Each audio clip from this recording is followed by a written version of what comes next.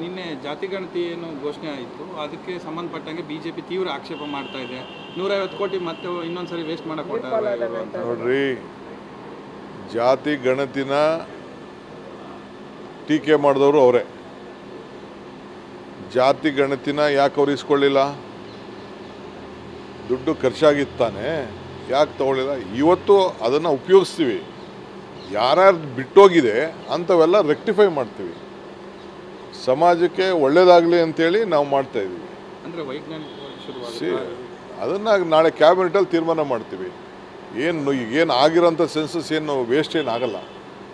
ಇನ್ನು ಯಾರ್ಯಾರು ಬಿಟ್ಟೋಗಿದ್ದಾರೆ, ಕೆಲವು ಸಮಾಜದವರು ನನ್ನ ಹತ್ರ ಜೈನ್ ಸಮಾಜದವ್ರು ಬಂದಿದ್ದರು, ಬಂಟ್ ಸಮಾಜದವ್ರು ನನ್ನ ಹತ್ರ ಬಂದಿದ್ದರು,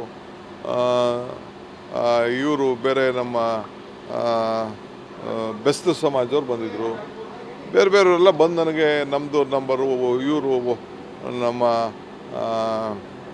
ಲಂಬಾಣಿ ಸಮಾಜದವ್ರು ಬಂದಿದ್ದರು, ಭಾಳ ಜನ ಎಲ್ಲ ಬಂದಿದ್ದರು. ನಮ್ಮ ಶಾಸಕರುಗಳು ಬೇರೆಯವರೆಲ್ಲ ಬಂದಿದ್ದರು. ಅವ್ರದ್ದೆಲ್ಲ ಒಪಿನಿಯನ್ ಇದೆ. ಈ ವೈಜ್ಞಾನಿಕವಾಗಿ ಏನೆಲ್ಲ ಮನೆಗೆ ಹೋಗಿ ಮಾಡಿದ್ದಾರೆ.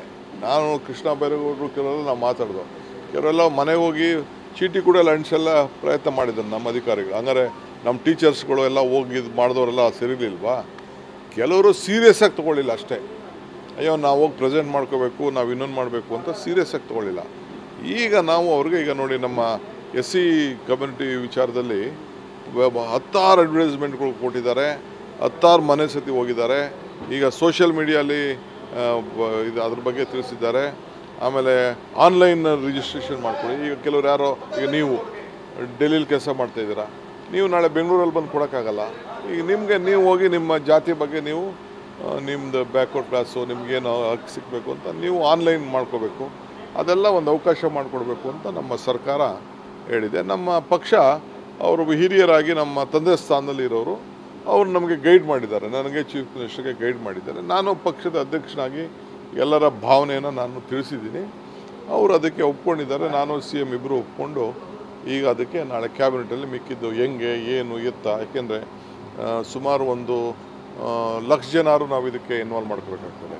ಸರ್, ಜಾತಿ ಜನಗಣತಿ ವಿಚಾರದಲ್ಲಿ ಪ್ರಬಲ ಸಮುದಾಯಗಳಿಗೆ ಕಾಂಗ್ರೆಸ್ ಹೈಕಮಾಂಡ್ ಮಣಿದಿದೆ ಅನ್ನುವಂಥದ್ದು. ಯಾಕಂದ್ರೆ ಕಾಂಗ್ರೆಸ್ನಲ್ಲೇ ಸಾಕಷ್ಟು ಪರ ವಿರೋಧ ಇತ್ತು. ನಿನಗೂ ಮಣಿದಿದ್ದೀವಲ್ಲ, ಅಲ್ಲ ನಿನ್ನೆ ನಡೆದಂತ ನಿನಗೂ ಮಣಿದೀಗ ನೀನು ಮಾತಾಡ್ತಾ ಇರೋದಕ್ಕೂ ಮಣದು ನಾನು ಮಾತಾಡ್ತಾ ಇದ್ದೇನಲ್ಲ.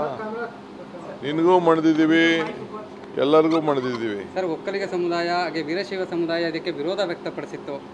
ಇದರ ಒತ್ತಾಯಕ್ಕೆ ಕಾಂಗ್ರೆಸ್ ಈ ನಿರ್ಧಾರವನ್ನು ಕೈಗೊಂಡಿದೆ. ಇದು ಸಿದ್ದರಾಮಯ್ಯನವರಿಗೆ ದೊಡ್ಡ ಮಟ್ಟದ ಹಿನ್ನಡೆ. ವೀರಶೈವ ಸಮಾಜ ಮಾಡಿದೆ. ನಿನ್ನೆ ನನಗೆ ಒಕ್ಕಲಿಗ ಸಮಾಜದವರು ಮಾಡಿದ್ರು, ಬೇರೆ ಸಮಾಜ ಸ್ವಾಮಿಗಳು ನಂತರ ಮಾತಾಡಿದ್ರು. ಅವರು ಎಲ್ಲ ಸ್ವಾಗತ ಮಾಡಿದ್ದಾರೆ. ಅವ್ರಿಗೆಲ್ಲ ಅಭಿನಂದನೆಗಳು. ಅವ್ರವ್ರ ಸಮಾಜಕ್ಕೆ ಅವರೇ ತಿಳುವಳಿಕೆ ಕೊಟ್ಬಿಟ್ಟು ಎಲ್ಲರೂ ಕೂಡ ನಿಜ ಹೇಳಬೇಕು. ಸುಮ್ಮನೆ ಏನೇನೋ ಹೇಳ್ಬಾರ್ದು. ನಾಳೆ ಬೆಳಗ್ಗೆ ಸರ್ಟಿಫಿಕೇಟ್ ಹಂಗೆ ಸಿಗಲ್ಲ. ಈಗ ನಾನು ವೀರಶೈವದ ಸಮಾಜದ ಕೆಲವು ಅಪೇಕ್ಷೆ ನೋಡಿದ್ದೀನಿ.